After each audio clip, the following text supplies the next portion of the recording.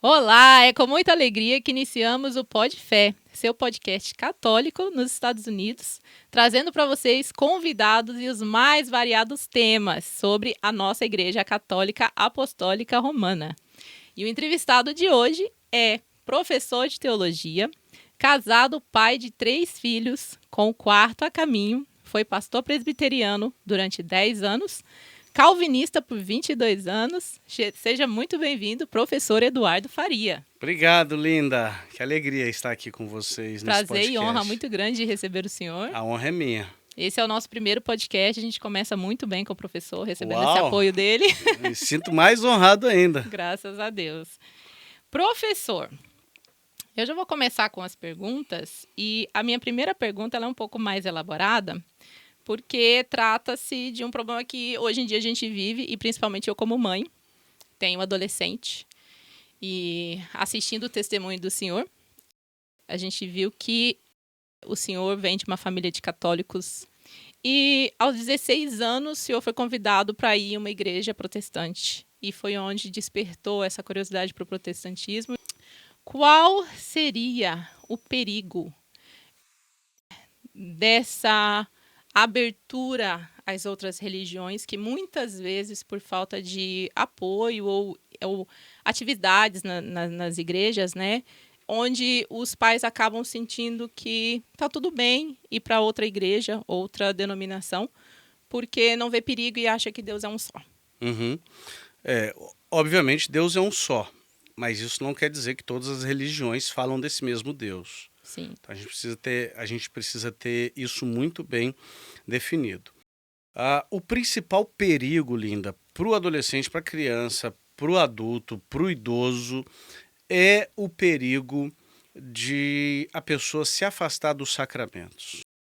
A gente precisa ter a noção de que os sacramentos não são simplesmente rituais, não são simplesmente simbologia, não. Os sacramentos, desde os antigos, da antiguidade, dos primeiros séculos até hoje, a igreja ensina isso.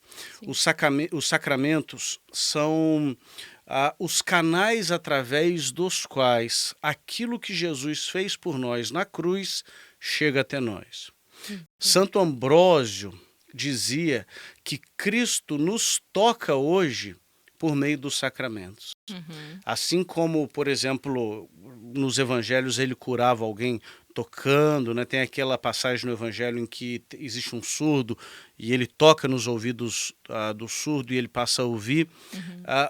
Hoje, esse toque de Cristo acontece na nossa vida por meio dos sacramentos. Então, a pessoa deixa a Santa Igreja, ela vai deixar o sacramento.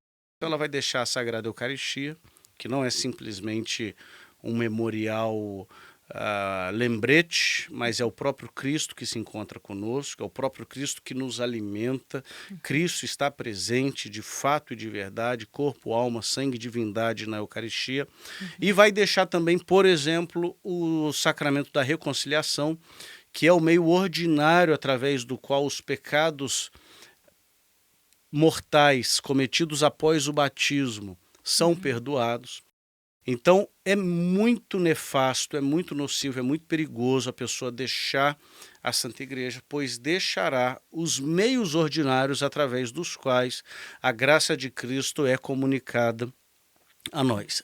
Além disso, a Igreja Católica, ela não é mais uma igreja. Tem gente que acha que, eu vou fazer uma opção aqui, né? Eu vou pegar e vou escolher, tem a presbiteriana, a batista, a metodista, a católica, a ortodoxa, a maranata, enfim.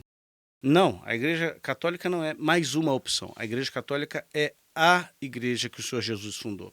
A Igreja Católica é o corpo de Cristo aqui na Terra. Eu sei que hoje, na era de tolerância politicamente correta, alguém pode me acusar de ser intolerante por fazer uma afirmação dessa, mas essa não é a minha afirmação, essa é a afirmação da igreja, essa é a afirmação dos santos, essa é a afirmação de 2000 anos de história que nos mostram o seguinte: Jesus, como cabeça de um corpo, ele só pode ter um corpo. Jesus é o cabeça da igreja. A igreja é o corpo de Cristo. Ora, se Jesus é o cabeça, ele só pode ter um corpo, e esse corpo é a Santa Igreja Católica. As outras igrejas, elas preservam elementos de santificação e verdade. Óbvio. Quais elementos são estes? Boa parte das outras igrejas tem um batismo válido, elas têm a oração, elas têm as escrituras, ou pelo menos parte das escrituras. Estes são elementos de santificação e de verdade, mas eles não têm a plenitude da verdade. E, além disso tudo, essas outras igrejas, elas vivem a atacar a Santa Igreja, elas vivem a dizer que a Igreja Católica é apóstata, abandonou a verdade, e enfim, né, uma série de outros assuntos que eles pegam da nossa teologia para atacar, gerando nos jovens, nos adolescentes, um anticatolicismo cada vez maior. Soma-se a isso a educação nas escolas, que eu sei que aqui na América é igualzinho lá no Brasil, no sentido de pintar a igreja como a vilã da história, numa grande ingratidão acerca de tudo que a Santa Igreja fez para formar a sociedade na qual nós existimos.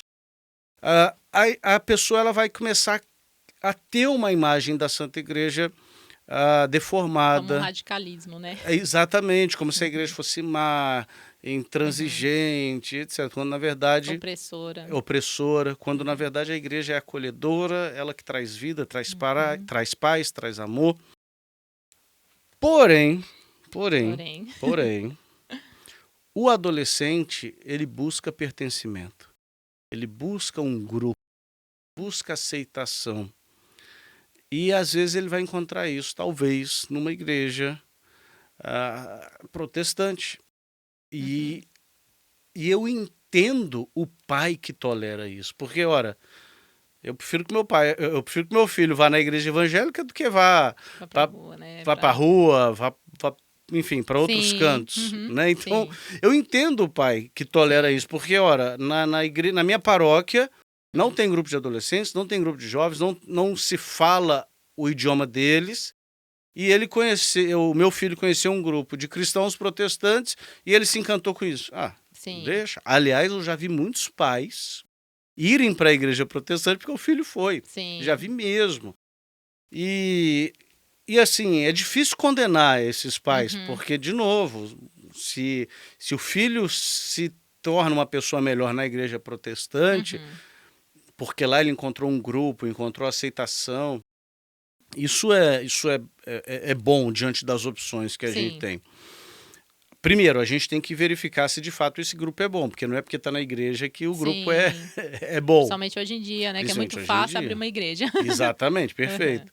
E segundo, talvez chegou a hora da gente parar de ter uma visão de consumidor. O que é a visão de consumidor? Se eu vou num restaurante e não tem a comida que eu gosto, eu simplesmente paro de ir naquele restaurante e vou em outro. Isso é a visão de consumidor. Mas se o assunto é restaurante, é loja, é mercado, ok. Agora, o assunto, quando é igreja não é loja, igreja é família. E quando que a gente tem a mentalidade de consumidor, Linda? Eu vou numa igreja, não tem o que eu quero... eu vou em outra. Vou mandar meu filho para outra que tem o que eu quero. Não, peraí. Igreja é família. Se nessa igreja aqui eu sinto a necessidade, vamos supor, de um apostolado para adolescentes, será que não é Deus me chamando para que eu inicie um apostolado para adolescentes? Perfeito. Por que não começar um, né? Por que não começar um? Não tem na minha igreja. Comece um. Reúna os adolescentes da igreja na sua casa toda quarta-feira, pede uma pizza e vão estudar a Bíblia, vão ler o catecismo, ou então reúne um grupo de adolescentes para servir a comunidade de alguma forma. Então, eu acho também que chegou o momento de nós, enquanto católicos, amadurecermos e pararmos com essa mentalidade de consumidor. Não, peraí, se na minha paróquia não tem algo que atraia o meu filho, será que Deus não está me chamando para que eu inicie um apostolado nesse sentido? Perfeito. Eu acho que é bem isso mesmo. Somos consumidores na igreja, assim. A gente vai pelo que oferece e se, como se diz, oferece festas, e a gente tem o costume, às vezes, de dizer na nossa igreja que às vezes chega 12 de outubro, a igreja lota, Páscoa, a igreja lota. Então, eu acho que é isso mesmo, é Sim. falta da gente reconhecer que podemos fazer mais e servir também. E nessa de servir, eu queria saber a opinião do senhor sobre caridade. O senhor falou sobre a reparação dos pecados, Uhum. que seria através de obras, né? E a gente tem muito no protestantismo, né, essa questão de que eles acreditam que só a fé salva. Uhum. Então, eu queria que o senhor falasse um pouquinho sobre fé e obras e sobre essa outra visão que existe sobre só fé e já basta. Tá. Bom, eu sei que você é aluno do meu curso, Catolicismo Blindado. Vou Sim, fazer um muito jabá bom. aqui. Quem quiser se Muito bom, aprofundar. super recomendo. Apesar que a minha mãe me corrigiria que ela não gosta desse super recomendo. Ah, é? Bom, eu tenho um módulo no meu curso chamado Fé e Obras, e é um módulo de 2 horas. Então, quem quiser se aprofundar nesse assunto, as inscrições para o meu curso estão encerradas, eu não sei quando vai abrir mais, Sim. mas fiquem atentos Na aí. lista de espera para a próxima. Fique na lista de espera, exatamente. Porém, existe uma... Eu vou responder a sua pergunta, Sim. tá? Existe uma fake news no protestantismo Sim. acerca da Igreja Católica. É o seguinte: nós somos salvos somente pela fé, dizem os protestantes. Já os católicos, eles dizem que são salvos pelas obras. Então, a salvação depende do esforço humano, a salvação depende de eles tentarem com suas próprias forças repararem, né, os seus pecados, quando seria impossível reparar os próprios pecados. Ou seja, eles fazem uma fake news e eles dizem algo a nosso respeito que não é verdade, que é fruto de uma ignorância acerca da teologia católica, e eu dou a mão à palmatória, porque eu também fazia essa acusação antes, até conhecer a doutrina católica. Então, o que eu posso dizer é o seguinte: a pergunta que fazem e que você fez é: somos salvos pela fé ou pelas obras? Nenhum dos dois. Nós somos salvos pela graça. A salvação é por pura graça de Deus. O que é graça? É favor imerecido. A salvação é algo que nos é dado por Deus, é um presente dado por Deus para quem não merece. Nós não merecíamos a salvação. Se Deus mandasse todo mundo para o inferno, ele estaria sendo absolutamente justo, porque todos pecaram. Sim. E ele explicou para Adão: se você pecar, você vai morrer. Então, a salvação é uma graça de Deus. Essa graça, ela nos alcança, é Deus que toma a iniciativa e ela espera do ser humano uma resposta. Então, o que é a fé? É uma resposta humana à graça de Deus. A fé é uma virtude teologal, é uma virtude concedida por Deus que nos habilita a aderir a tudo que Deus revelou. E essa fé que nos salva também é uma obra. Olha só que interessante. Jesus diz: esta é a obra de Deus, que creiais naquele que ele enviou. Ora, então crer, ter fé, já é também um tipo de obra. A fé, então, é uma resposta humana, lógico, impulsionada por Deus, concedida por Deus, mas não obstante, uma resposta humana à graça de Deus. E as obras? Também. As obras também são uma resposta humana, impulsionada por Deus, concedida por Deus, não obstante, uma resposta humana à graça de Deus. E nesse processo, o grande equívoco protestante é que o protestante vê a salvação como um decreto jurídico, Então, Deus nos decreta santos. Deus nos proclama salvos. O termo teológico para isso é justiça imputada. Deus nos imputa, Deus coloca sobre nós a justiça. Martinho Lutero, ele tinha uma frase, ele escreve essa frase, muito interessante, que é o seguinte: somos como um monte de esterco coberto por neve. Ou seja, quando você olha para o monte, você vai ver só a neve branquinha, Sim. mas lá dentro está o esterco. Se cavar direitinho. Exatamente, essa é a frase de Lutero. O esterco continua lá, mas a graça de Deus nos cobre. Isso é chamado na teologia de graça extrínseca. Uma graça externa. Nós não cremos nisso. Esse foi um erro colossal de Lutero. Nós não cremos em graça extrínseca, nós cremos em graça intrínseca. A graça, ela entra e nos transforma de dentro para fora. Nós não permanecemos um monte de esterco. Tanto que São Paulo diz em 2 Coríntios, capítulo 5, que se alguém está em Cristo, é nova criatura. As coisas antigas já passaram, eis que tudo se fez novo.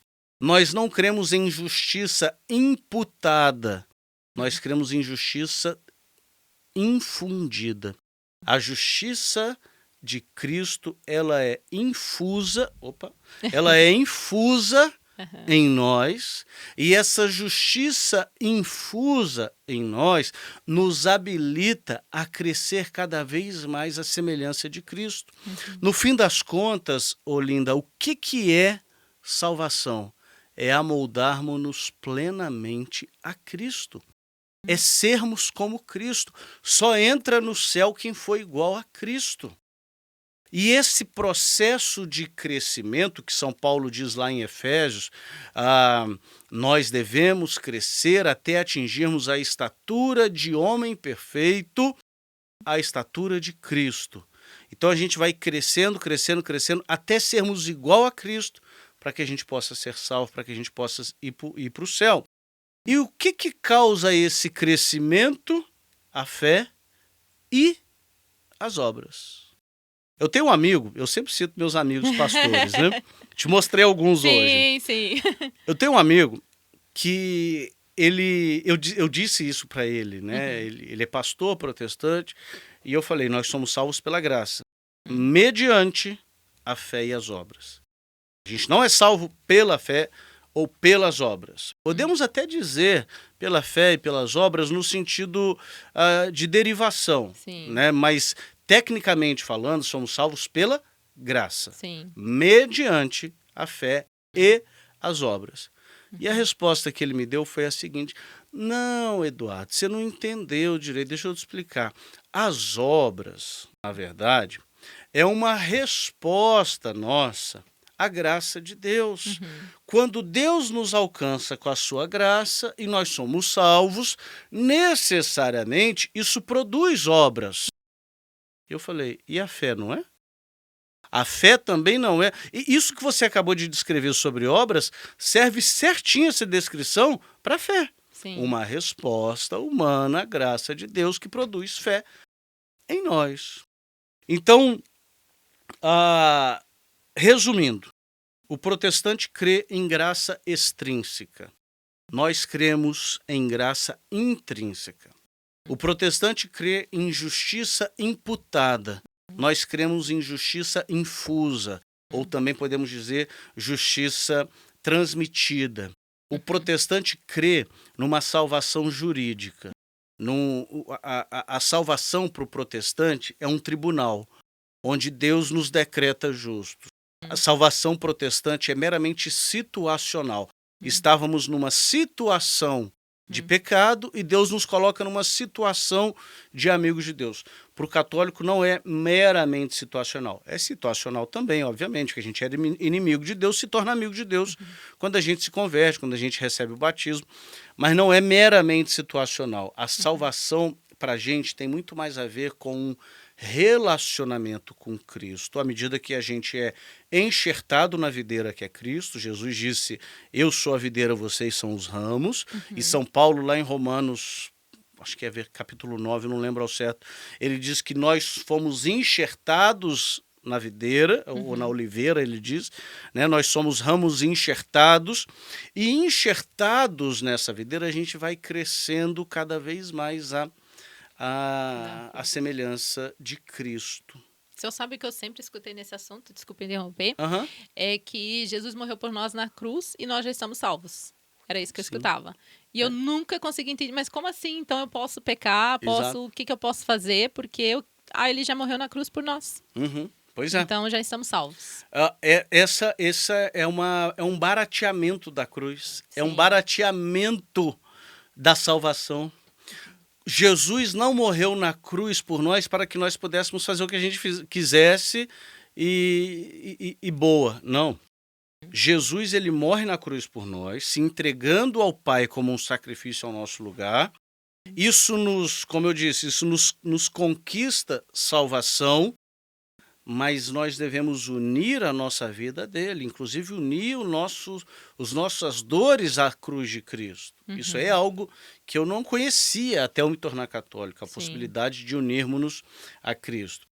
Então, assim, já estamos salvos. Não já estamos salvos. Tudo que Cristo tinha que fazer para a nossa salvação, ele fez. E essa graça que nos alcança espera uma resposta nossa. O sujeito que não responde a essa graça, o sujeito que deliberadamente, livremente rejeita essa graça, ele não vai ser salvo. E eu disse no início da minha resposta que só vai para o céu quem foi igual a Cristo. E a grande questão é a seguinte, eu não vou perguntar para você não, porque você é bem mais santa do que eu. Mas eu vou falar de mim. Sim. Se eu morresse hoje, eu estou em amizade com Cristo? Sim. Eu diria que sim, pelos seus frutos, né? Eu espero Pelo que seu sim. apostolado. É a minha esperança. Eu estou em Sim. amizade com Cristo. Mas eu já sou plenamente santo? Eu já sou plenamente como Cristo? Não. Isso aí você não precisa nem responder, isso que eu respondo. Sim. Não. E aqui entra o purgatório. Purgatório é esse espaço gracioso que me purifica para que eu possa ser plenamente como Cristo e atingir a visão beatífica. Quem não passa pelo purgatório são os grandes santos e aqueles que já se purificaram em vida. A maioria, a turma aqui, vai passar pelo purgatório, mas o purgatório é um espaço de graça. A gente também tem que se lembrar disso. Sim. É o espaço onde as nossas penas temporais, as nossas desordens, as nossas imperfeições vão ser purificadas para que a gente possa ser plenamente feito como Cristo e atingir a visão beatífica. Por isso que o purgatório não faz sentido na teologia protestante. Sim. As pessoas me perguntam, eu estou tendo a chance de explicar aqui, porque teologia católica não tem essa de frase feita, de lacração, Sim. é elaboração. As pessoas me perguntam, por que os protestantes não acreditam no purgatório? Aí eu falo, porque eles têm uma soteriologia manca. Soteriologia é a doutrina da salvação. Porque eles têm uma soteriologia manca. Se ele crê que ele é um monte de esterco coberto de neve, para que purgatório? Sim. Não existe. Se ele crê que a salvação é meramente jurídica, forense, situacional, para que purgatório? Agora, quando a gente entende que salvação é tornar-se como Cristo plenamente, e que só entra no céu quem for plenamente santo, o autor de Hebreus diz, busquem a santidade, sem a qual ninguém verá o Senhor. Aí o purgatório faz todo sentido, porque a gente entende o purgatório como aquele espaço onde a nossa santificação continua. Sim. A ideia, então, de que estão todos dormindo, esperando a segunda volta de Jesus.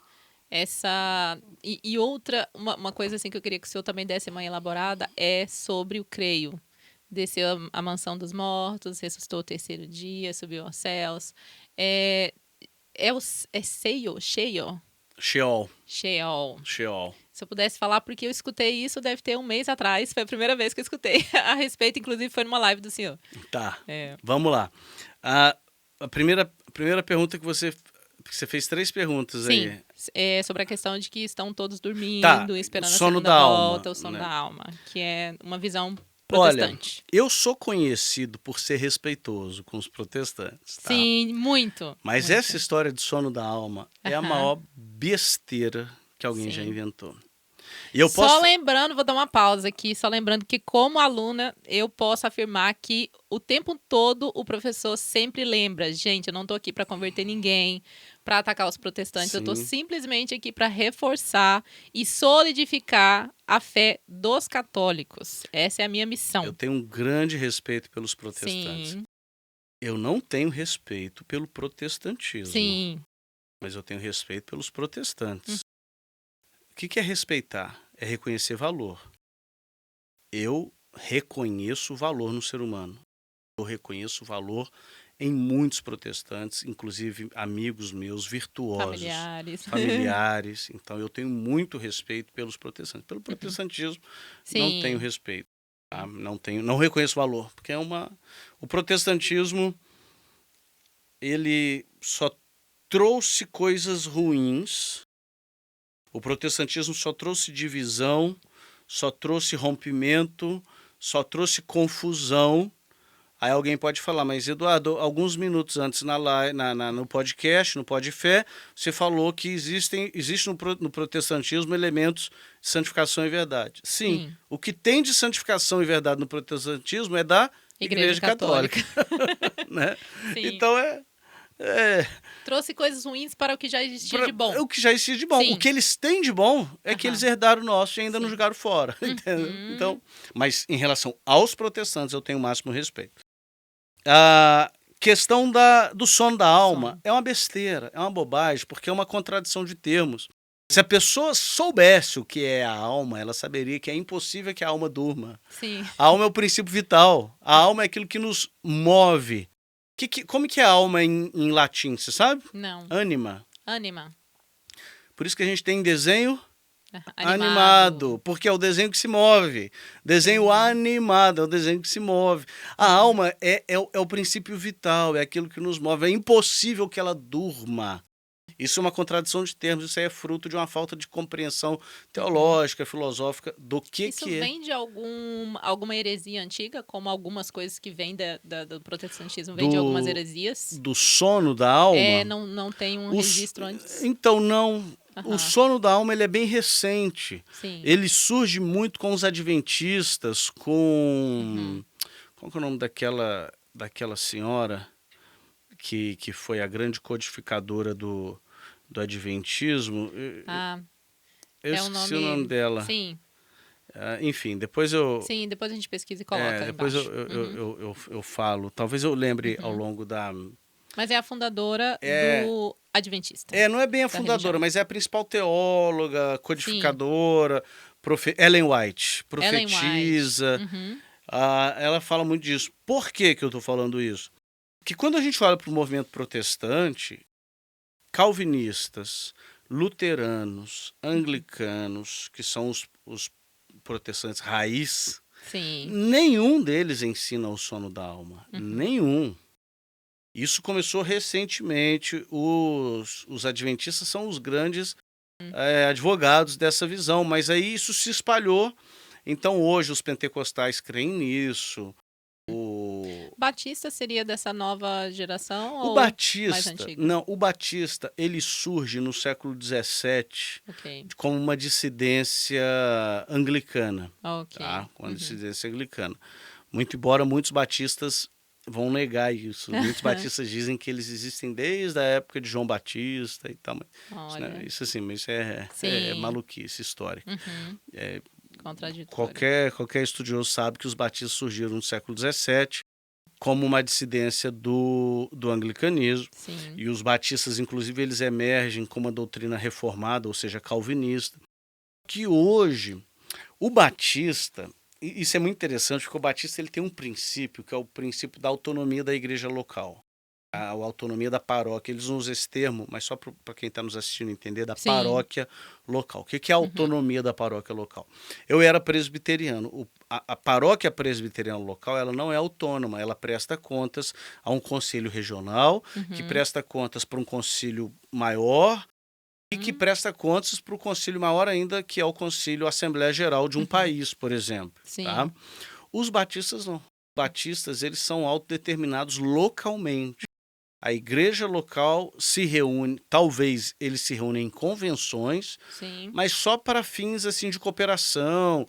Mas a convenção batista não tem poder sobre aquela igreja local. Mas as outras. Entendeu? O princípio batista preza de forma muito forte pela autonomia da paróquia local. Ninguém tem ninguém de fora, nenhum órgão externo vai apitar nas decisões da paróquia local, da congregação local dos batistas. Sim. Por isso, surgem muitas igrejas batistas, mas inúmeras. Por quê? Porque eles não precisam prestar contas a outros órgãos, Superiores, a assim, concílios, exatamente. Eles, entre si, ali naquela comunidade local, eles se resolvem. Então, hoje, muitas igrejas surgem e assumem o nome de batista por causa disso. Sim. Entendeu? Vindo desse- Então, assim, os batistas eles surgem no século XVII, mas hoje se pulverizou aí por causa disso. Os batistas, via de regra, eles creem no sono da alma. Via de regra, nem todos, mas via de regra, Sim. creem no sono da alma. Pentecostais, enfim. Mas isso não existe.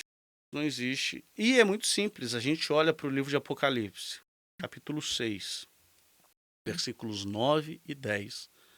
Vi a alma, ou melhor, vi debaixo do altar as almas daqueles que haviam sido martirizados pelo testemunho de Cristo. E perguntava até quando, Senhor? E eis que clamavam, até quando, Senhor? Sim. É isso aí, tá por dentro. Sim. Até quando, Senhor? Ou seja, eles não estavam dormindo. Eles estavam muito pelo contrário. Eles estavam clamando, Senhor, até quando não vai vingar o nosso sangue que foi derramado?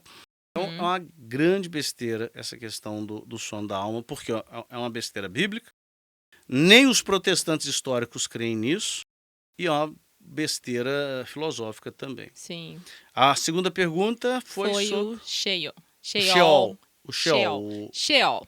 O Sheol, que é a questão da A mansão dos mortos. Tá. A mansão dos mortos é o seguinte: quando os santos do Antigo Testamento morriam, eles não iam para o céu, porque o céu ainda não tinha sido aberto, inaugurado, por assim dizer. Eles ficavam no Sheol, que é a mansão dos mortos, que é o lugar dos mortos, onde as almas dos justos ficavam. E nada relacionado ao purgatório. Não. Nessa época. Não. Eles estavam aguardando Jesus inaugurar o céu, por assim dizer. É isso que diz o catecismo da igreja. Jesus abriu o céu. Então, quando Jesus... Aliás, isso está no catecismo da igreja. Quando Jesus morre, o corpo dele morre, mas a alma dele, o espírito dele, vai até o Sheol resgatar, buscar essas almas e levar para o céu. Ele mesmo. Tá? Quando ele abre o céu. Então é isso que diz, desceu a mansão dos mortos. Mas tem um outro significado também do descer a mansão dos mortos, que é deixar claro que Jesus morreu de fato. Porque algumas pessoas que duvidam da morte de Jesus, da ressurreição, falam, não, ele não morreu, não. Sim. Na verdade, ele ficou machucado, né? Ficou quase morto, colocaram ele no túmulo lá, depois ele levantou bem. E pronto. Não, ele morreu de fato. Foi a mansão, foi ao lugar dos mortos. Sim. E subiu aos céus. Aos céus. O senhor mencionou São Paulo. E eu tô, assim, eu fiquei muito encantada quando eu escutei, porque até então o meu conhecimento era muito distante, continua muito, mas graças ao catolicismo blindado, as coisas têm mudado. Tá vendo, gente? Inclusive,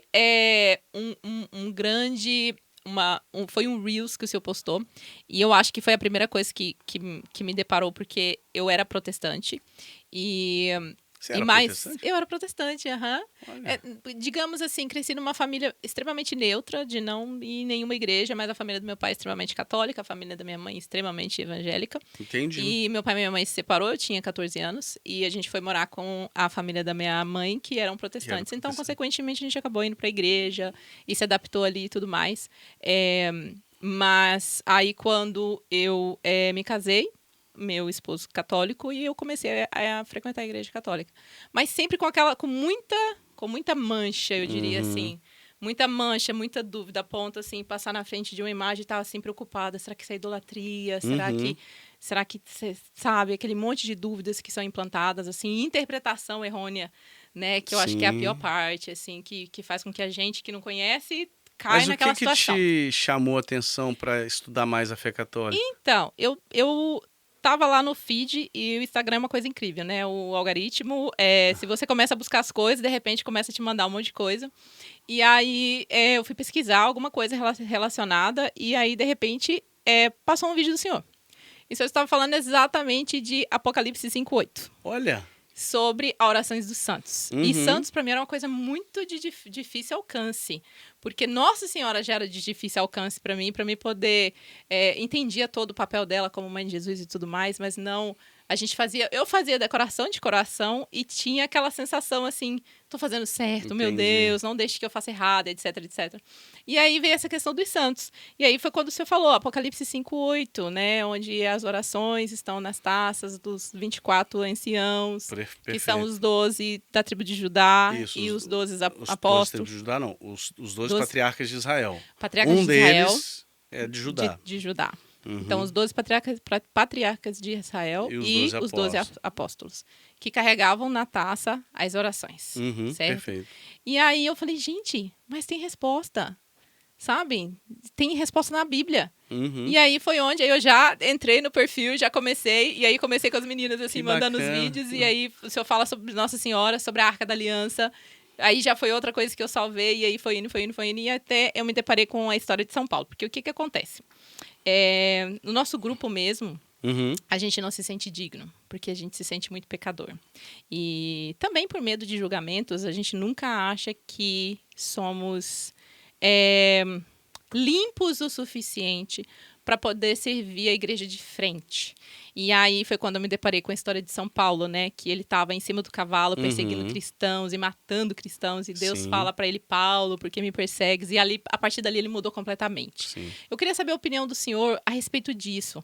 Para que... Eu acho que opinião e conselho também para que essas pessoas que não se sentem dignas de servir a igreja, porque elas tiveram no passado alguma coisa que as manchou, né? Se o senhor tem alguma coisa para dizer para que reforce essa ideia de que todos temos que ir e fazer discípulos. Sim. Tem um ditado que diz assim: todo pecador tem um futuro e todo santo tem um passado. Eu não me sinto digno. Quem diz isso talvez tenha que se arrepender do pecado da arrogância. Perfeito. Porque, assim, Deus veio a esse mundo na pessoa de Jesus Cristo justamente porque você não é digno. E ele se entrega na cruz, ele é chicoteado, ele é cuspido, dão paulada na cabeça dele, tecem uma coroa de espinho e cravam na cabeça dele em sinal de deboche. Você não é rei? Então deixa eu fazer uma coroa aqui para você. Porque a gente não é digno. Sim. Ele se entrega ao Pai como um sacrifício em nosso lugar, porque a gente não é digno. E eu continuo dizendo, não vou servir a Deus porque eu não sou digno, quer dizer o seguinte: olha, eu sou tão especial que eu não vou receber o perdão de Cristo, eu não aceito. O perdão de Cristo tem que passar... Nem sou merecedor, então Exatamente, nem vou atrás. mas tem que passar por mim, eu tenho que aprovar o perdão de Cristo e eu não aprovei. Então talvez temos que nos arrepender do pecado da arrogância.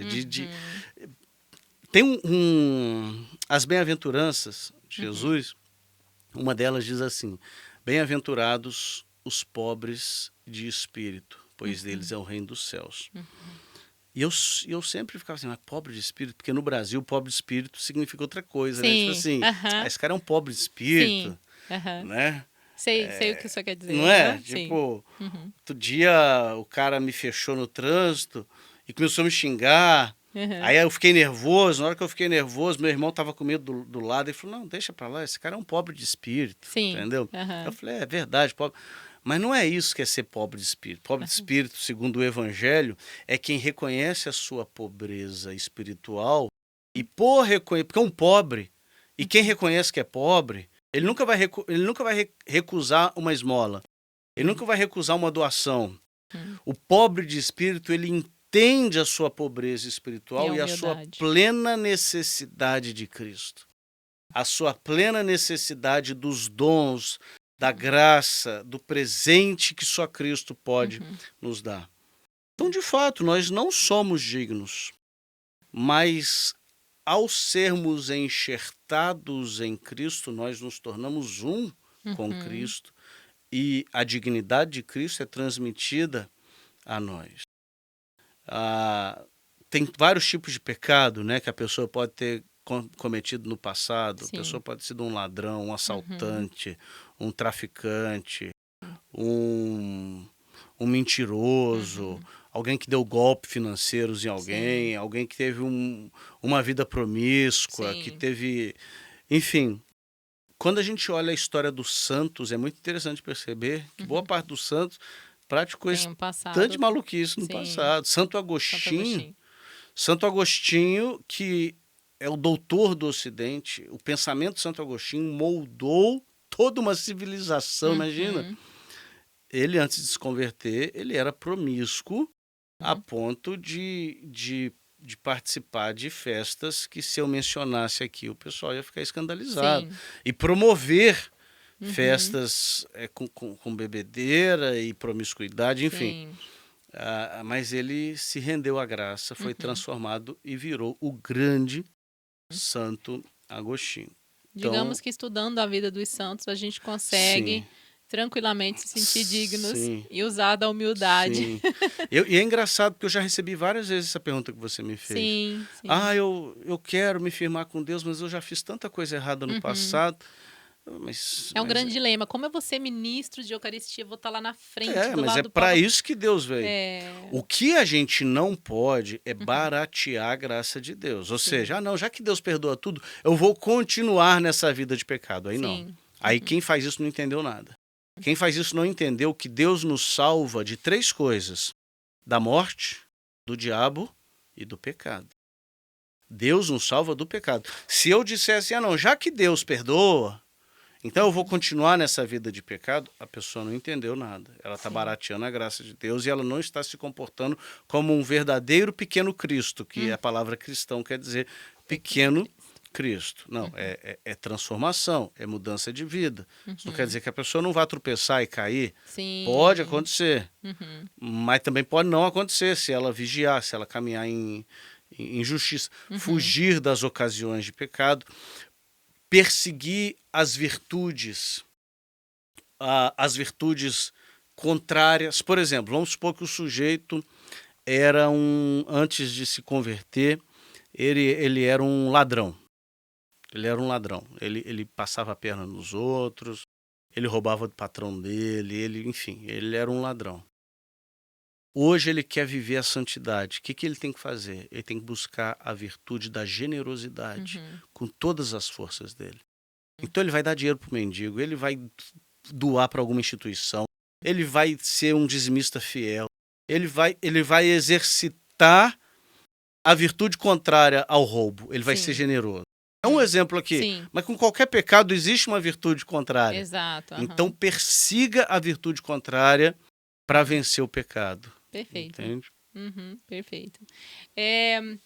Um assunto que isso foi até uma pergunta da Julie, porque ela passou, né, pela perca do filho recentemente, e ela foi muito procurada por pessoas, assim, do espiritismo, e né, na época a gente conversou muito sobre isso também, e aí eu queria que o senhor pudesse falar um pouquinho, porque existe todo hoje em dia, um movimento de sincretismo religioso, né?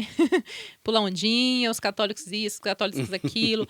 E às vezes eu tento defender, né? E falar, não, isso não é coisa de católico.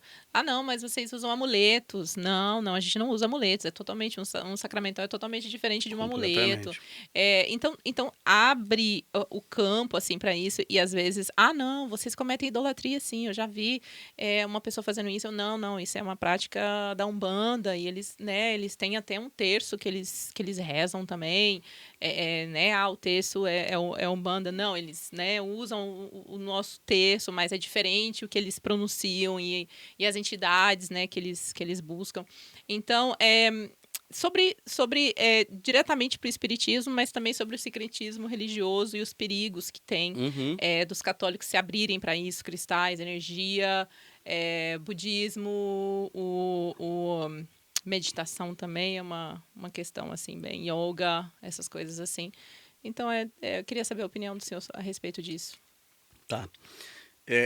Uma vez eu falei sobre espiritismo no meu canal, no Catolicismo Blindado, no YouTube, e teve alguns comentários assim: eu gostava muito desse canal, agora eu vou parar de seguir, porque eu sou católica e espírita. Sim, conheço algumas pessoas. Aham. Eu falei, se você é católico e espírita, você não entendeu Sim. nada. Inclusive, Você a missa do 7º dia dessas pessoas são na nossa são na igreja igreja. católica. Aham. Não entendeu nada, porque o catolicismo prega o contrário do que o espiritismo prega, e o espiritismo prega o contrário do que o catolicismo prega. É a mesma coisa que eu dizer assim, não, eu sou Flamengo e Fluminense, eu torço para os dois. Não, você não entendeu nada, não dá para você torcer para os dois. Sim. São coisas opostas. Então, assim, a gente já começa pisando em ovos, né? Tem que fazer aquele disclaimer. Conheço espíritas que são gente boa. Sim. Aliás, eu tenho familiares também espíritas, são gente jóia. Não estou falando contra as pessoas espíritas, mas eu também tenho que ter a liberdade e a tranquilidade de expor em termos teológicos o espiritismo. E se a pessoa não sabe ouvir isso sem ficar de beicinho, Sim. paciência, tá? Então vamos lá. Tendo feito esse disclaimer, você me perguntou qual que é o perigo. O perigo principal, Linda, é que o diabo, ele quer ser igual a Deus em tudo. Então ele cria simulações de Deus. Deus, o Criador de todas as coisas, entra na história na pessoa de Jesus e estabelece uma verdadeira religião, um verdadeiro caminho de religar-se com ele. O diabo cria simulacros, simulações. Todas as religiões falsas são simulações diabólicas daquilo que Deus instituiu. Sim. Então a gente tem que tomar muito cuidado. E o diabo é poderoso, ele tem poder para simular coisas que parecem, inclusive, legítimas. Sim. São Paulo diz, escrevendo aos Coríntios, que Satanás se disfarça de anjo de luz. Satanás se disfarça de anjo de luz. Então, a gente tem que tomar cuidado. Eu sei que o que eu vou falar aqui vai deixar os espíritas aborrecidos comigo. Sim. Então, assim, se tem algum espírita aí nos assistindo, não fique bravo comigo. Eu não tô... Eu olho para aquela ou para aquela câmera? Essa aqui. Essa aqui? Posso olhar para essa aqui, Sim. né? Não fique aborrecido comigo. Eu não estou falando nada contra você pessoalmente, tá? Mas é uma elaboração teológica que eu estou fazendo aqui. O espiritismo não é cristão. O espiritismo não é cristão. E é muito simples demonstrar por que o espiritismo não é cristão. Primeiro, o cristianismo prega a Santíssima Trindade. O espiritismo não crê na Santíssima Trindade. O catolicismo diz que Cristo é o próprio Deus que se fez homem. O espiritismo diz que Cristo é um homem que evoluiu. Olha a diferença. É um espírito evoluído. Eu né? creio que Deus se fez homem. O espiritismo diz que um homem evoluiu. É diferente, é outra coisa. Terceiro, o cristianismo diz que Cristo se oferece a Deus como um sacrifício em nosso lugar. O espiritismo vai pregar o karma. Você que se vira com seus pecados. Sim. Você que tem que pagar com os seus pecados. Então, por uma questão lógica, teológica, o espiritismo não é cristão. Ah, mas eles falam o nome de Cristo. Vai falar o nome de Cristo, qualquer um pode falar.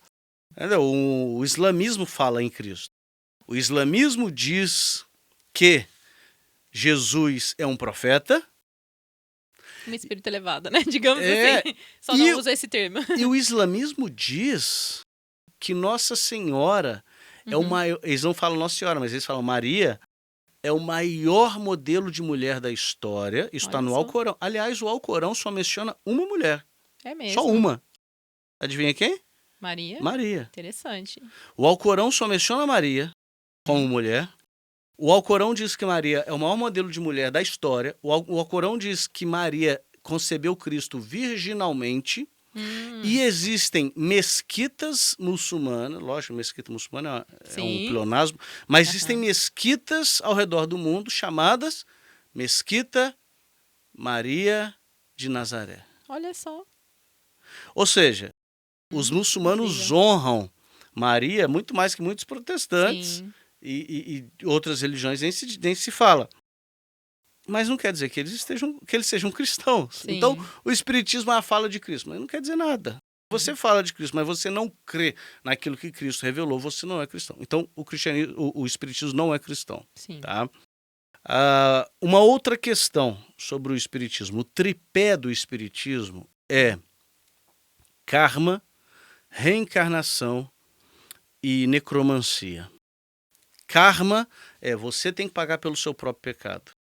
Reencarnação é você morre, o seu corpo desintegra, sua alma nasce em outro corpo. Sim. E necromancia é conversar com os mortos. Uhum. O cristianismo não crê em nenhuma dessas três coisas e não ensina nenhuma dessas três coisas. Em vez de karma, a gente prega graça. Você não tem que pagar o seu pecado, até porque o seu pecado é impossível de você pagar. O seu pecado é muito maior do que você poderia pagar. O Senhor Jesus conta a parábola do credor incompassivo. Aí ele fala, né, de um homem que devia 10.000 talentos. 10.000 talentos, se você pegar 10.000 talentos e converter para valores de hoje, dá bilhões e bilhões de dólares. Então, Jesus ele usa de um exagero mesmo, 10.000 talentos. Uhum. Aí esse cara foi perdoado pelo rei. Só que ele não consegue perdoar o irmão dele que devia 50 denários, que era tipo... Sim. 50 denários pequena. seriam uns $5.000, alguma Sim. coisa assim, talvez menos. E aí Jesus fala que a gente precisa perdoar, porque nos perdoa. Mas, ou seja, o meu ponto aqui é, nunca conseguiríamos pagar pelo nosso pecado. O que a gente tem que fazer é reparar o nosso pecado. Mas reparar o nosso pecado é diferente de pagar o nosso pecado. Isso não entra na cabeça do protestante. Pagar o pecado é uma coisa, reparar é outra. Sim. Reparar o pecado é uma obrigação da justiça. Tá? Se eu fico bravo com você aqui e quebro esse microfone e a gente deixa de ser amigo, mas depois eu te peço perdão, aí você me perdoa graciosamente, ou seja, o meu pecado foi pago. Você me perdoou, mas eu tenho a obrigação de... Sem menos você merecer, né? Mesmo sem eu merecer, Uhum. mas eu tenho a obrigação de reparar o microfone, Sim. porque eu quebrei ele. Então, uma coisa é o perdão que Deus nos oferece gratuitamente. Outra Sim. coisa é a reparação. Aliás, por isso que o padre dá a penitência. O perdão acontece na hora que o padre diz, estão perdoados os seus pecados. Sim. Ali acontece o perdão. Aí ele dá uma penitência. O que é a penitência? É a reparação. O Espiritismo não fala de reparação, o Espiritismo fala de karma mesmo. Você tem que pagar o seu próprio pecado. A gente não crê nisso, a gente crê na graça. Que sem merecer, Cristo toma a iniciativa de se entregar por nós na cruz em um verdadeiro e próprio sacrifício ao Pai. Segunda coisa, reencarnação. A reencarnação ela é uma crença muito grave porque ela torna o corpo como algo descartável. Esse corpo aqui é como se fosse uma roupa que eu tiro e visto outra. Ou seja, quando eu morrer, esse corpo aqui vai desintegrar, vai virar nada, vai virar terra, e a minha alma, o meu espírito, vai nascer num outro corpo. Sim. Não. Nem faz sentido o crescimento populacional, né? Não, nem faz sentido, mas a questão não é nem essa. A questão principal, porque eles dizem, não, Deus cria outros espíritos Sim. quando necessário. A questão é que faz uma separação entre corpo e alma que não encontra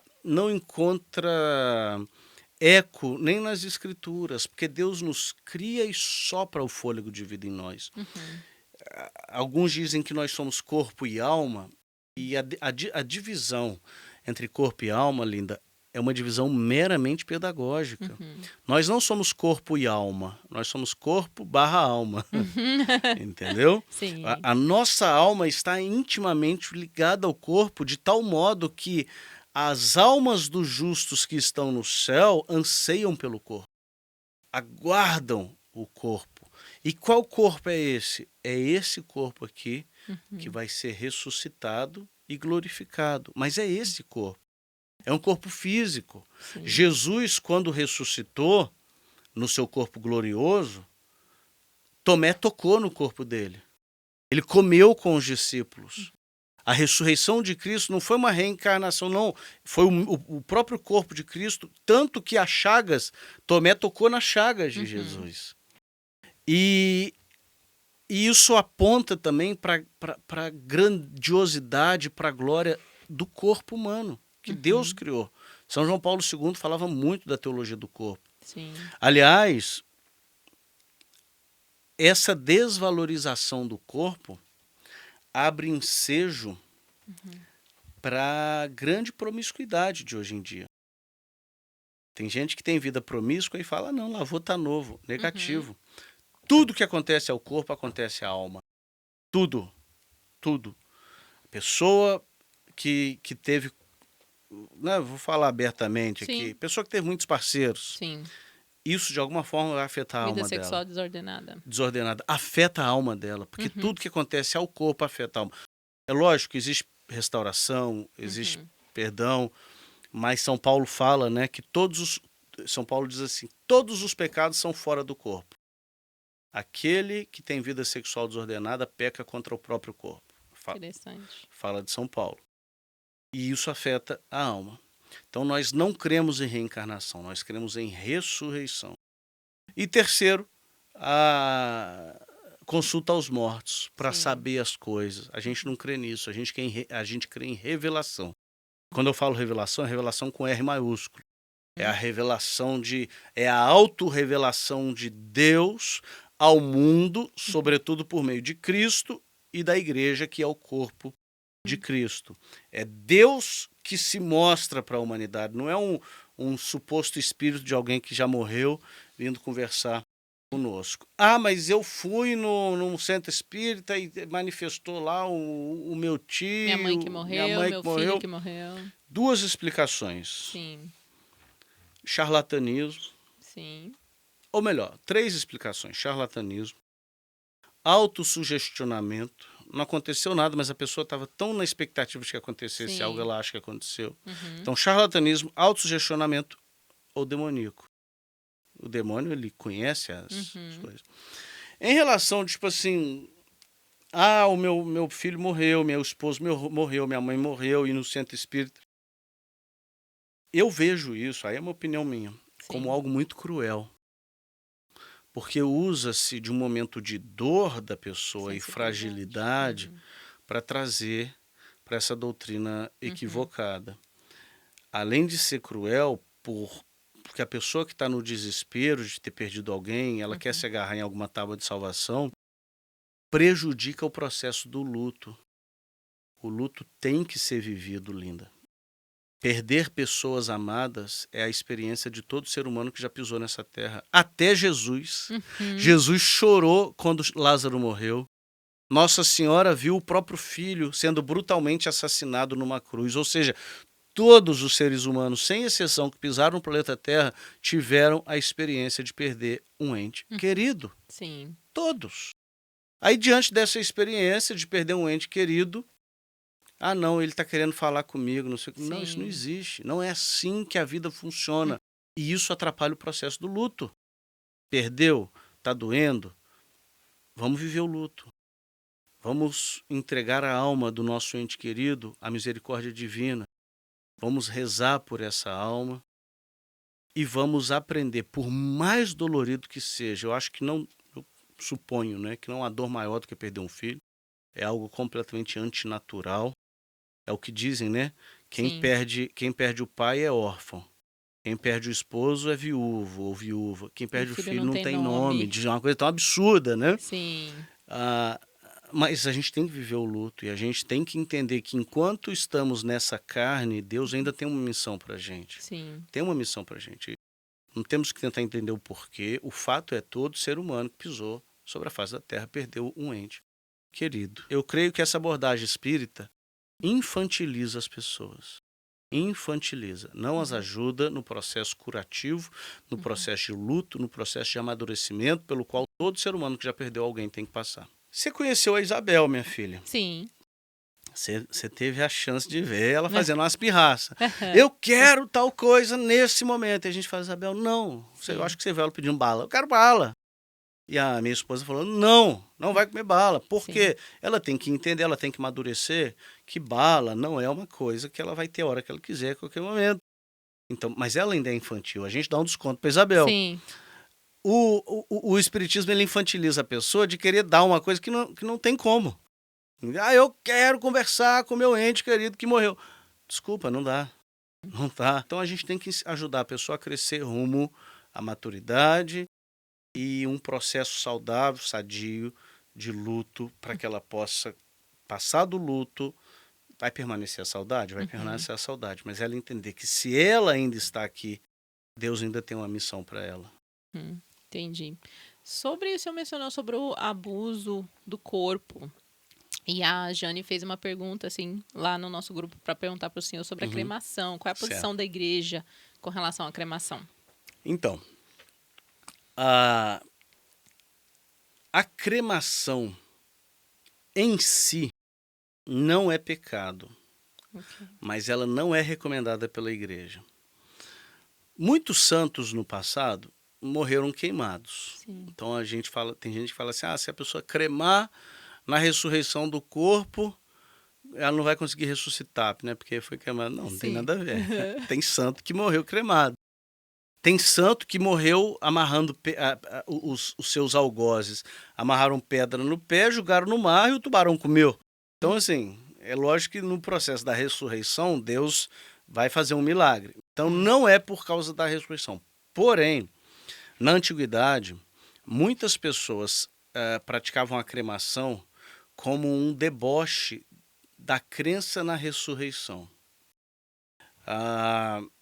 Eu vou cremar porque esse negócio de ressurreição não existe. Então, assim, a igreja não condena a cremação, mas a igreja condena a cremação por motivos de deboche, por motivos de manifestar uma não crença na ressurreição. Tá? Um desvalor ao corpo. Um desvalor ao corpo. É. Então, a igreja não proíbe, ela já proibiu no passado, tá? Ela já, se eu não me engano, porque hoje a gente tem um Código de Direito Canônico promulgado pelo Papa São João Paulo II, e esse código é de 82, se eu não me engano, é da década de 80. E substitui o Código de Direito Canônico de 1917, eu não lembro também, mas também do início do século passado.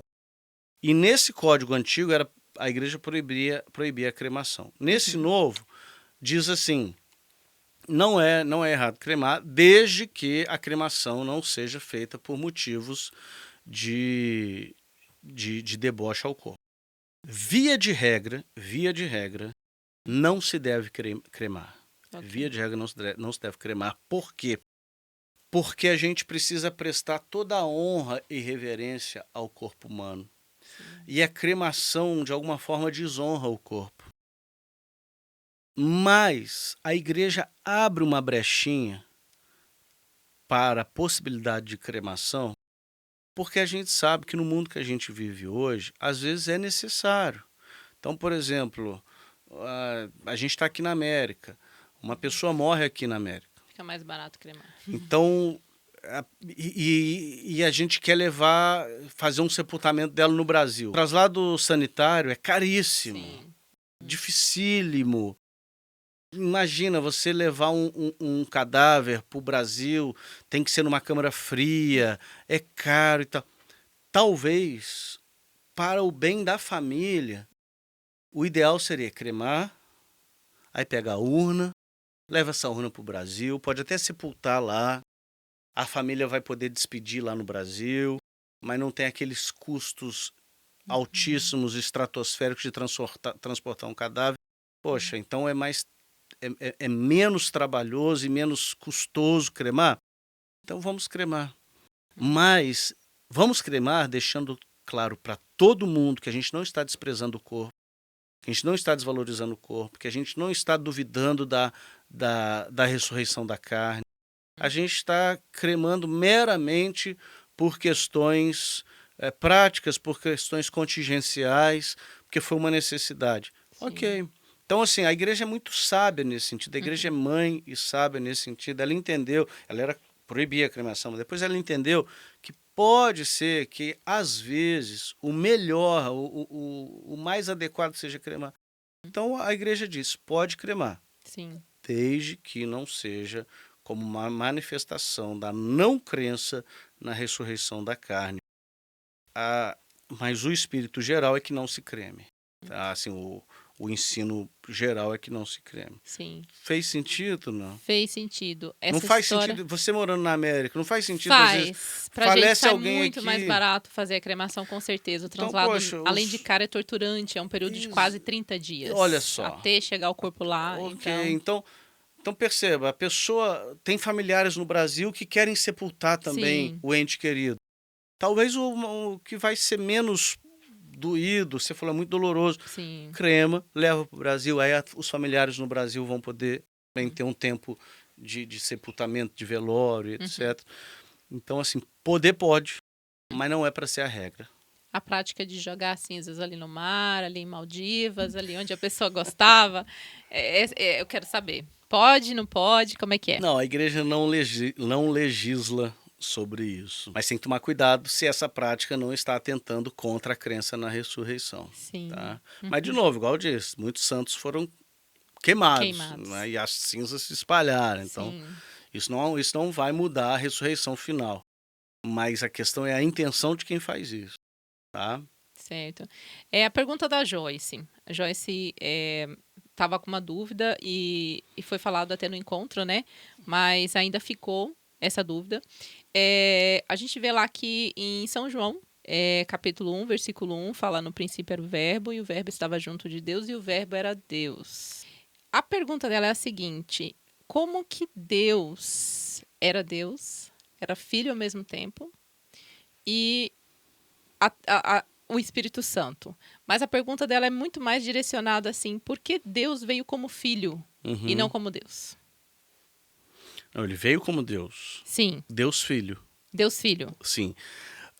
Essa pergunta dela revela a dificuldade que ela tem e que todos temos, não é uma dificuldade só dela, é de todo mundo, Sim. de compreender o mistério da Santíssima Trindade.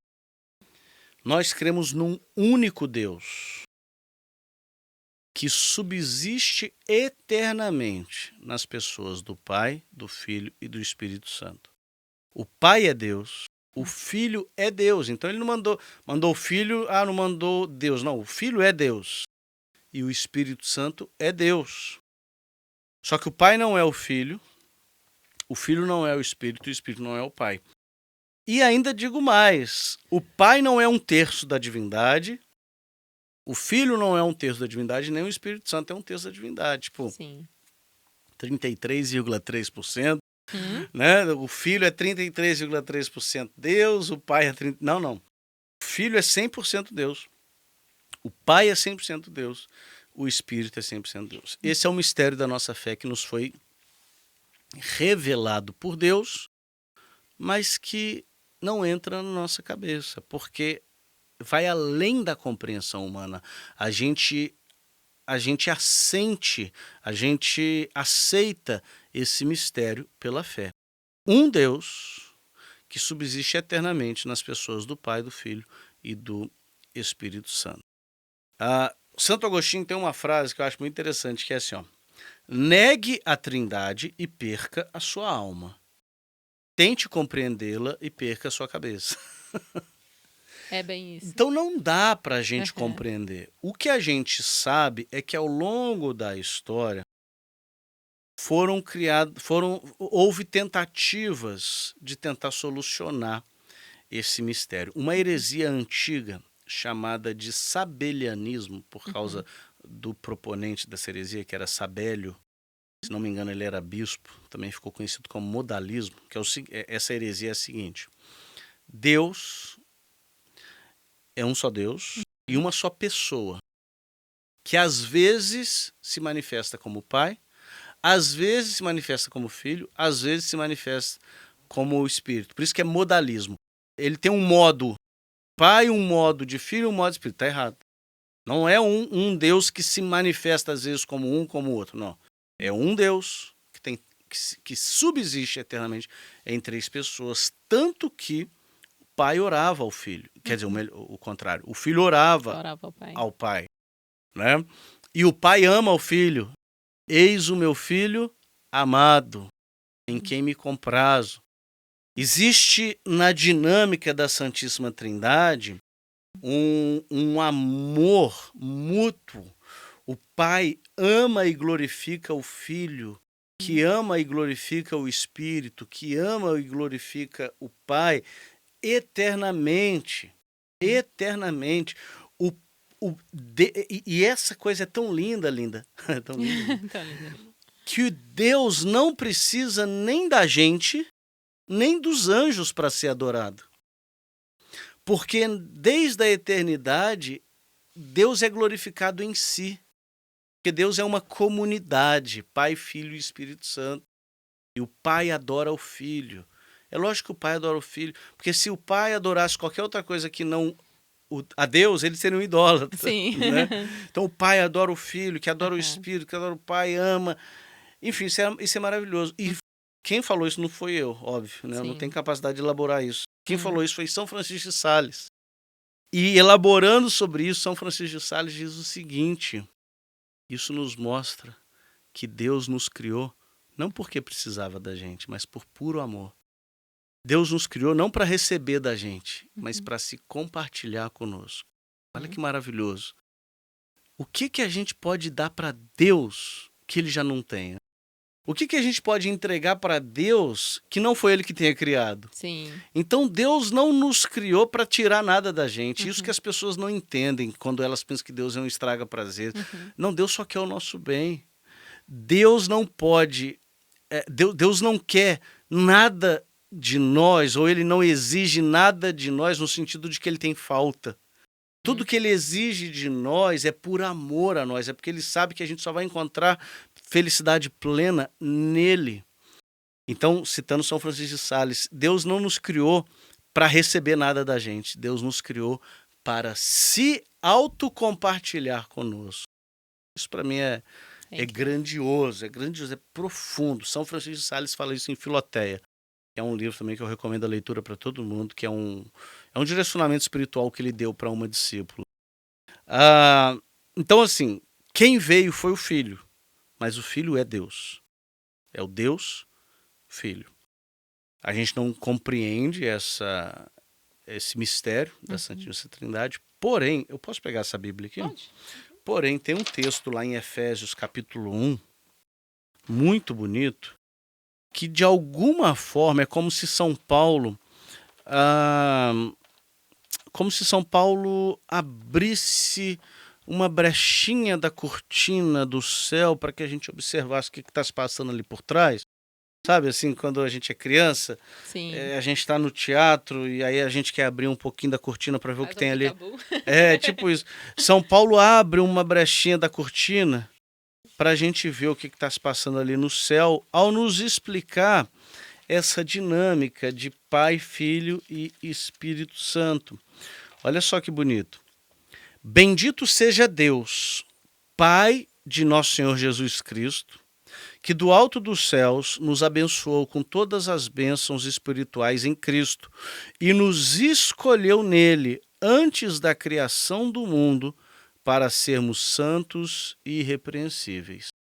O Deus Pai, desde a eternidade, nos abençoou e nos escolheu para sermos santos e irrepreensíveis, ou seja, para a gente caminhar em santidade. O Deus Pai fez isso.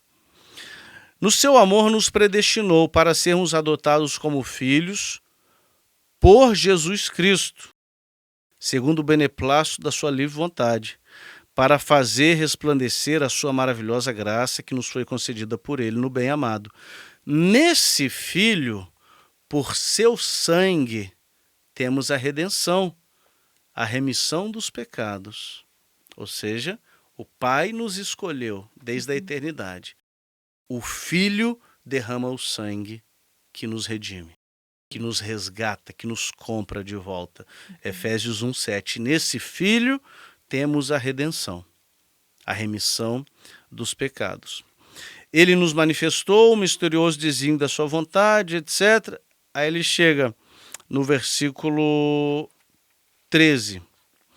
Nele também vós, depois de terdes ouvido a palavra do Evangelho, a palavra da verdade, o Evangelho da vossa salvação, no qual tendes crido, fostes selados com o Espírito Santo da promessa, que é o penhor da nossa herança. O Espírito Santo nos sela. O Espírito Santo, a gente recebe esse selo no batismo e nós somos selados, e esse selo é o penhor da promessa. O que é penhor? Né? Aqui nos Estados Unidos tem muita pawn shop, Sim. né? Que é aquelas lojas de penhores. O que é o penhor? É a garantia de que você vai pagar o que você prometeu.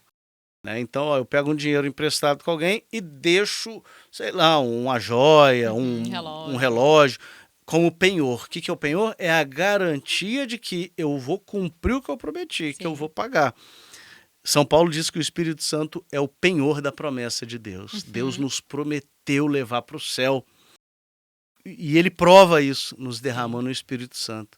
O Espírito Santo já nos dá um gostinho do céu, a presença do Espírito Santo em nós, e é o penhor da nossa herança. Então, olha que lindo. Esse texto aqui que eu li, eu pulei alguns versículos, mas quem quiser ler em casa, é Efésios 1, de 3 a 14, versículo 3 ao versículo 14. São Paulo nos diz: o Pai nos predestinou para sermos santos. O Filho entrou na história e derramou o sangue na cruz.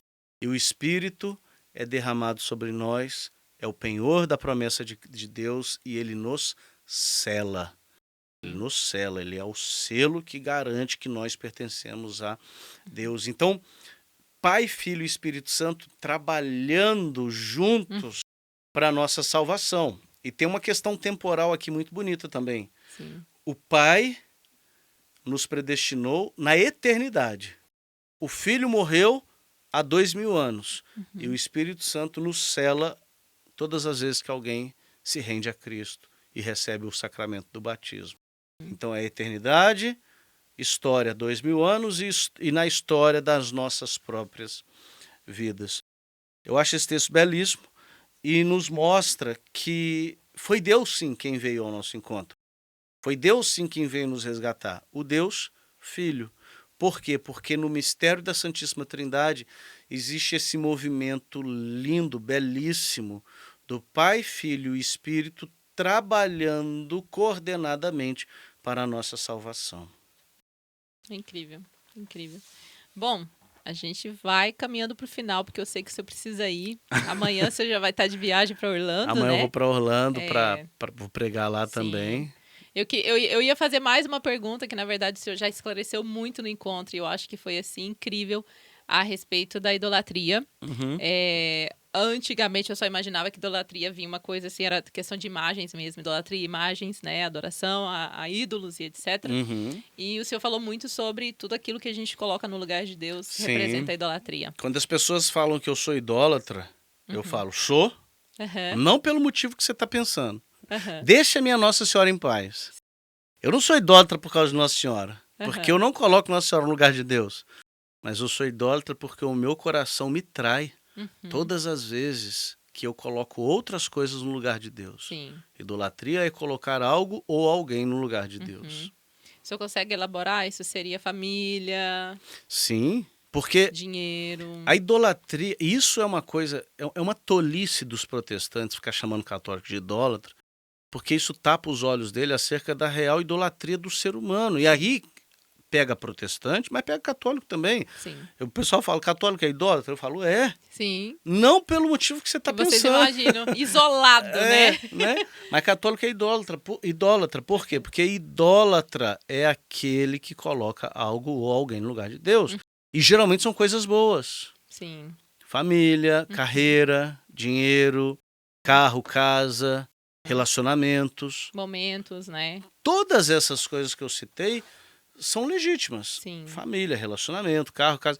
Mas se essas coisas assumem a prioridade na nossa vida, ao ponto da gente abdicar de tudo que é certo, de tudo que honra a Deus, para buscar essas coisas, primeiro, um ídolo, Linda, ele promete o que ele não pode dar. O ídolo diz o seguinte: o dia que você me tiver, você vai ser feliz, Sim. você vai ser pleno, você vai ser respeitado, você vai ser querido. Todos os seus sonhos serão realizados o dia que você me quiser, me tiver. Sim. Só que perceba como que o ídolo é traiçoeiro. Quando você atinge aquilo, você percebe que não era aquilo tudo. Por exemplo, o meu ídolo é a minha carreira. O meu sonho é chegar a presidente da empresa. E o ídolo me diz, o dia que você chegar a presidente da empresa, você vai ser plenamente feliz. Aí a pessoa trabalha, negligencia a saúde, negligencia a família, negligencia Deus e chega presidente da empresa. Quando ele chega lá, ele percebe que não é isso tudo. O ser humano sempre se sente defasado acerca da própria expectativa que ele tem acerca de si mesmo. Mais um pouquinho. Se eu tiver um pouquinho mais de dinheiro, eu vou ser feliz. Se eu tiver uma casa um pouquinho maior, eu vou ser feliz. Se eu tiver um relacionamento, eu vou ser feliz. E o ser humano está sempre nessa busca, porque a única coisa que nos preenche é Deus. Sim. Então a idolatria é colocar algo como a prioridade, é projetar em algo uma alegria, uma satisfação que só Deus pode dar. Por isso que Santo Agostinho dizia que idolatria é prazer desordenado, que pecado é prazer desordenado. O problema não é ter prazer. O problema é quando a desordem nos atinge e a gente prioriza os prazeres acima de Deus e assim surge o ídolo. Então, a gente tem que guardar o nosso coração, a gente tem que se converter diariamente, a conversão é diária. Tem gente que não entende isso. Sim. A conversão é diária, diariamente. Sabe aquele negócio do evangélico de aceitar Jesus? Sim. Diariamente você tem que aceitar Jesus. Aceitar Jesus. Por quê? Porque diariamente o nosso coração vai querer nos trair e vai nos dizer que a gente vai ser feliz o dia que eu tiver... Por exemplo, hoje eu penso que eu vou ser feliz o dia que eu tiver um estúdio bonito igual esse, para gravar os meus vídeos. Aí o dia que eu tiver, eu vou ver que eu não vou ser feliz com isso. Se eu não for feliz com Deus, isso vale para tudo, para relacionamentos. Eu vou ser feliz o dia que eu arrumar um namorado. Não vai. Tolinho, bobinho, não sabe nada. E o dia que arruma não é feliz. E às vezes sacrifica a pureza, a santidade, a castidade, no altar do ídolo, que é o que? O relacionamento. Sim. Ao passo que, se eu priorizo Deus em todas as minhas decisões, ele diz lá em Hebreus capítulo 13, nunca jamais te abandonarei, eu tenho cuidado de ti. Deus cuida de nós. Cuidado, gente, com qualquer tipo de propostas aparentemente legítimas, como emprego, relacionamentos, conquista de bens, que te obrigue a violar algum princípio de Deus. Porque isso não pode ser de Deus. Deus não tem algo para você que vai fazer com que você viole a lei dele, porque a lei dele é perfeita e conduz à vida. É isso que eu tinha para elaborar sobre isso. Agora, as nossas imagens, os nossos santos, quem disse que isso é ídolo não entendeu nada. Né? As imagens são meramente representações de uma outra realidade. Sim. Né? Como uma foto de alguém. O próprio Deus manda fazer imagens na Bíblia, manda fazer a imagem de querubim na Arca da Aliança, manda fazer a imagem da serpente de bronze no deserto, manda fazer a imagem de querubins no templo de Salomão, enfim. A gente pega as sinagogas da antiguidade repletas de imagens. Judaísmo. As sinagogas judaicas, se alguém quiser pesquisar aí, Dura Europos, sinagoga de Dura Europos, uma sinagoga na Síria do século II, repleta de imagens. As catacumbas cristãs da antiguidade repleta de imagens. O problema nunca foi a imagem. Quem tem birra com imagem são os muçulmanos. Quando o protestante começa a falar que não pode ter imagem, ele está replicando uma crítica islâmica. Ele está sendo muçulmano, ele não está sendo cristão. E os nossos santos, nenhum católico coloca um santo no lugar de Deus. Nenhum católico coloca um santo no lugar de Deus. O santo é aquele que reza por nós, que intercede por nós, que nos inspira na caminhada, que nos mostra que é possível vida sobrenatural, que é possível vida de santidade, que é possível viver para Deus. Eles são como placas que apontam a direção, só. Mas os protestantes, talvez por desinformação, enfim, vão dizer que isso é idolatria, isso é uma grande bobagem. Repito, quando me chamam de idólatra, eu falo, eu sou mesmo. Mas não por causa desse motivo que você está pensando. Sim, por outros motivos. Por outros motivos. Nesse pensamento aí que o senhor falou do perigo, só para assim, concluir mesmo, porque senão eu posso ficar aqui uma semana. Aqui até, né? 2 sanguíneos, uma semana. Verdade. Mas o papo tá bom, né? Tá muito bom, né? Pensando na Nath e nas crianças mesmo. Mas a gente tá numa era de coaching. Essa era, assim, de promessas, de, né, prosperidade. E eu lembro que tinha uma época que eu meio que, né, fui nessa onda de toda essa questão do coaching, comprei classes e tudo mais, como, né, tem a questão de lidar com as emoções, tudo bem, mas tem toda aquela teoria da prosperidade, de você, né, olhar para si mesmo, colocar você em primeiro lugar, se amar em primeiro. Eu falei, isso é quase que impossível viver isso, se você sendo esposa, você sendo mãe, você sendo, né, servo de Deus, é impossível ser dessa forma. E aí eu escutei um padre falando que, e aquilo valeu muito para mim, porque a gente está numa era também de muita depressão, e onde ele falou que não adianta você buscar felicidade, porque ali não é um estado completo, você vive esses momentos. Porém, existe um buraco dentro da gente que é do tamanho de Deus e que só Deus ocupa. Sim. E que você vai buscar, você vai passar a sua vida inteira buscando isso. A gente vê isso por pessoas que são muito ricas e não tão felizes. Sim. Então a gente acha que as conquistas vai acabar nos trazendo felicidade, e quando a gente olha para essas pessoas se suicidando, com tanta riqueza, tanta gente assim que idolatram eles e se suicidando. Então, é só uma opiniãozinha do senhor sobre os cuidados com essa questão do coaching, que está muito em alta agora e está uma febre, o povo está largando as religiões e também indo para o coaching. Sim. A minha opinião é a seguinte, existe coach e coach. Existem coaches que fazem de você um idólatra de si. E não tem nada mais tolo do que o cara idolatrar ele mesmo. Sim. É o cara mais ridículo, é aquele que acha que louvado seja eu, Sim. Entendeu? Bendito seja o meu nome. É o cara mais ridículo. Em primeiro lugar.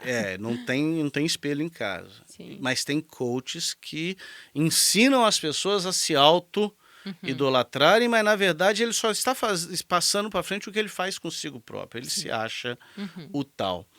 E esses coaches que vêm com promessas fáceis de prosperidade, esses coaches que ensinam os outros, ensinam as pessoas que elas não devem ter consideração pelos outros, ela tem que buscar só a própria alegria, a própria felicidade, a própria prosperidade e tal. Isso é uma grande bobagem e a gente tem que tomar cuidado. Mas tem gente que pode discordar de mim. Existem bons coaches. Sim. Existem bons coaches. Existem coaches, inclusive católicos. Sim.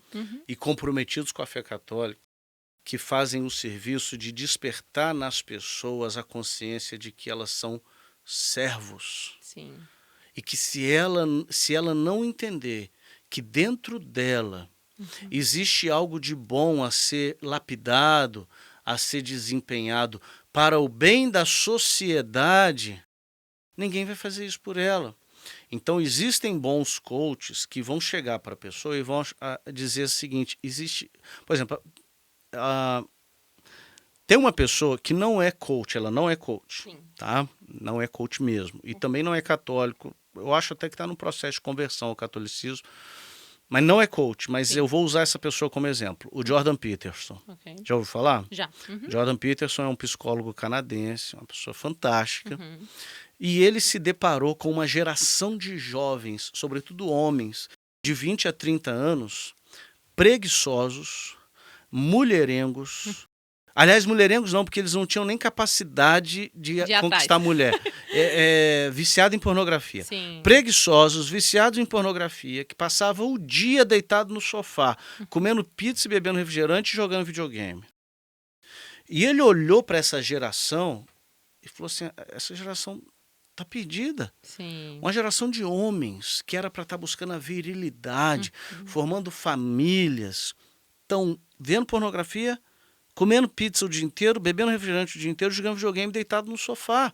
Sim. E sendo sustentado pelas mães. Uhum. E o Jordan Peterson começou a falar para essa geração, falando assim, existe talento que só você tem, existe potencial que só você tem. E quando você não coloca esse potencial em prática, a sociedade perde, o mundo perde. Porque existe algo a ser feito no mundo que Deus colocou para você fazer. Existe uma missão para você desempenhar nesse mundo. Você está sendo egoísta ao deixar de contribuir com a sociedade com um talento que você tem e está aí adormecido. Você precisa desenvolver isso. E hoje, milhões e milhões e milhões de jovens seguem o Jordan Peterson. Muitos, inclusive, veem nele uma figura paterna. Pessoas que não tinham pai e tal, veem nele uma figura paterna. Sim. E os testemunhos de pessoas que dizem assim, eu estava vivendo uma vida inútil e depois que eu te conheci, eu casei, e eu arrumei um emprego e hoje eu tenho 3 filhos. Eu estava sem falar com meu pai fazia 15 anos e depois que eu vi suas aulas, eu liguei para meu pai, fui na casa dele, a gente se reconciliou e hoje ele vem aqui em casa todo final de semana. Sim. Eu estava sem falar com os meus filhos e eu agora sou um pai presente. Eu nunca parava no emprego, ficava pulando de emprego em emprego, hoje eu tenho uma carreira.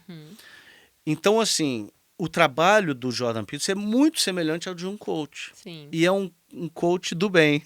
É um coach que extrai das pessoas o melhor para servir a sociedade. Sim. No Brasil, eu conheço alguns coaches assim, que dizem para as pessoas, você não vai ser necessariamente milionária, as coisas não acontecem do dia para a noite, para de acreditar nessa baboseirada de prosperidade mágica, mas se você aprender uma habilidade, se você aprender a trabalhar, se você se dedicar ao que você faz, se você se alimentar melhor, se você descansar mais, se você fizer exercício físico, se você se comprometer com uma única mulher para o resto da sua vida, daqui a 5 anos você vai estar completamente transformado. Então, existem bons coaches. Sim. E eu falo isso porque eu fui ajudado por um coach. Eu fui ajudado por um coach de carreira, porque quem não me conhece plenamente, eu fui pastor durante 10 anos. E eu direcionei toda a minha vida para ser pastor. E quando eu decido tornar-me católico, foi uma decisão que os fatos exigiram de mim, eu tinha que ser católico, mas pessoalmente eu estava numa crise terrível, porque assim, tudo que eu sabia fazer era ser pastor. Imagina, o que eu sabia fazer era ser pastor, aquilo que eu sabia como contribuir para a sociedade e ser remunerado por isso era ser pastor. Eu gostava de teologia, eu sabia estudar teologia e tal. E aí eu falei, bom, o que eu vou fazer da minha vida? Eu não vou ser padre, eu não vou ser, né? Enfim, eu tenho esposa e filhos para sustentar. Aí o Dom Antônio Augusto Dias Duarte, que é bispo auxiliar do Rio de Janeiro, ele foi o meu primeiro diretor espiritual. Ele falou assim, eu tenho uma pessoa que eu dirijo espiritualmente, que é coach. É um católico comprometido e é coach. Eu vou falar de você para ele. Sim. Eu tava liso, eu não tinha dinheiro para nada, eu estava arrebentado, desorientado. E aí o Dom Antônio falou com esse coach, que inclusive chama Eduardo também, Eduardo Martins. E o Eduardo Martins sabia que eu não tinha dinheiro, e ele fez um programa de coach de carreira comigo gratuitamente. E ele é católico, comprometido, e ele soube extrair de mim. Ele falou, não, peraí, o que você sabe fazer, Eduardo? Muita gente precisa. Sim. Vamos direcionar isso e tal. Então foi muito importante para mim naquele momento de eu entender que existiam coisas dentro de mim úteis para a sociedade. Ele me ajudou a enxergar nesse sentido. Eu cito o Eduardo Martins, que acabou se tornando um amigo querido, né? Ele esteve presente na minha vida num momento de muita dificuldade. Então, eu digo isso, Olinda, existem coaches e coaches. Existem coaches charlatães que vendem facilidades que não existem, que pregam uma prosperidade maluca, absurda, mas existem aqueles que vão ajudar as pessoas, que vão extrair das pessoas o que elas têm de melhor e ensiná-las que se elas colocarem isso para o bem do coletivo, elas também vão ganhar com isso, elas vão ser remuneradas por isso, elas vão ser pessoas melhores, Sim. né? Eu acho que muitas pessoas poderiam se tornar melhores se ouvissem conselhos de outras boas pessoas. Sim. Né? Um marido melhor, um pai melhor, um profissional melhor. Né? Então, eu não sou radical contra coach. Agora, a bronca começa quando a pessoa acha que o que ela precisa é de coach e não de direção espiritual. Sim. O coach tem um papel. Como você falou, tem gente que segue coaches como se fosse uma religião. Sim. Aí não dá. Aí não dá. O coach não pode ministrar o sacramento, o coach não santifica, o coach não leva para o céu. A gente precisa. E aí, quando um padre quer ser coach, ele também está prostituindo a missão dele. Então, cada um no seu quadrado, né? Porque a missão do padre é uma missão que foi dada a ele, de santificar uma paróquia e levar essa paróquia para o céu. Sim, entendi, perfeito, muito, muito bem explicado. Perguntas rápidas agora. Vamos lá. Peraí, eu posso só pegar água? Pode. Ali, produção. Okay. Temos a ajuda da Kellen. Obrigado, hoje, Kellen. Nossa produtora. Não derruba a câmera não, Uma cara. aguinha. Obrigado, querida.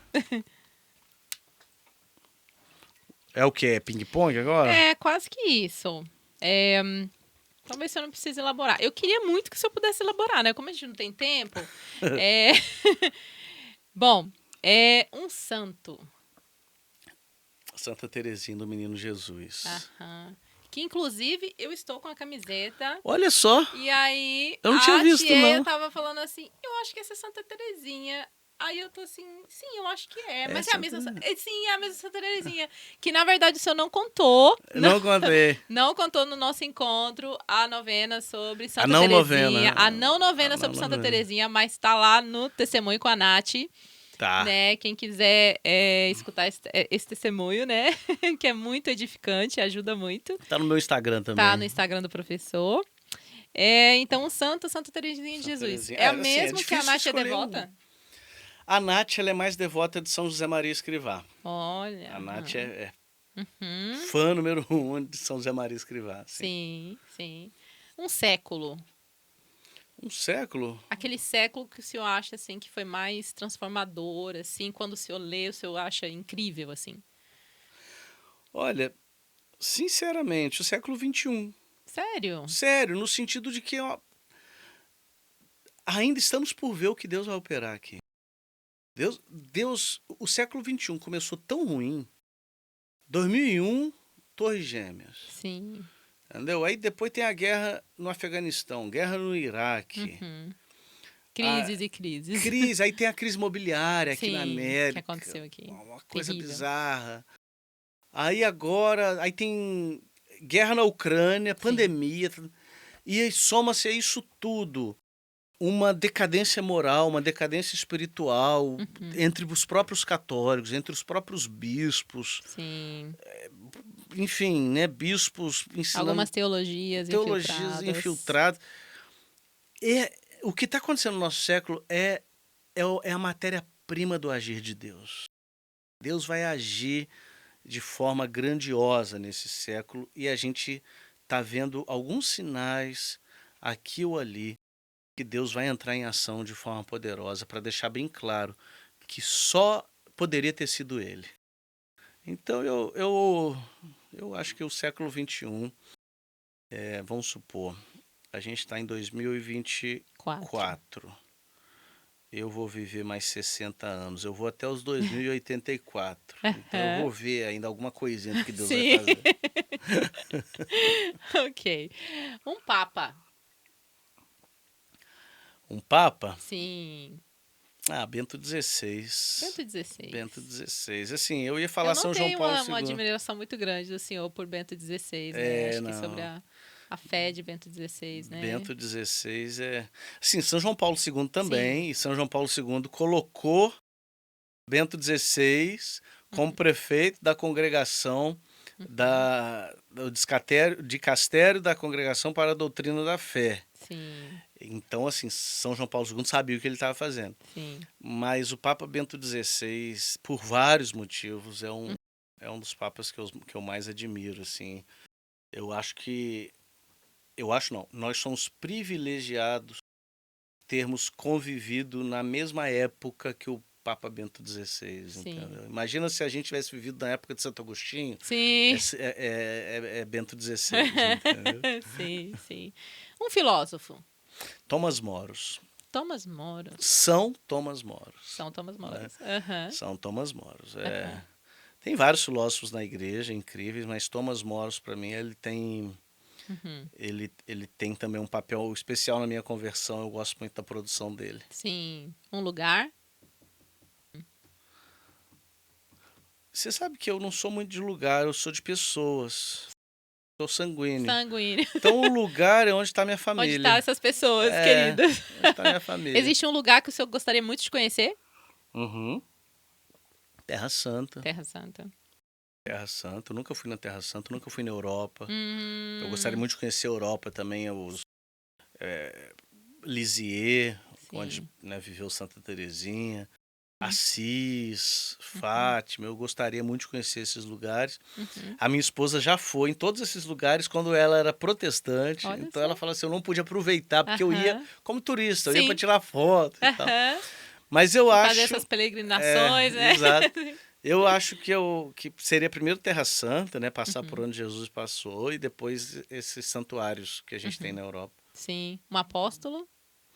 Apóstolo Paulo, Paulo. é. Uhum. Perfeito. Um testemunho. Um testemunho assim que o senhor escutou e foi assim incrível.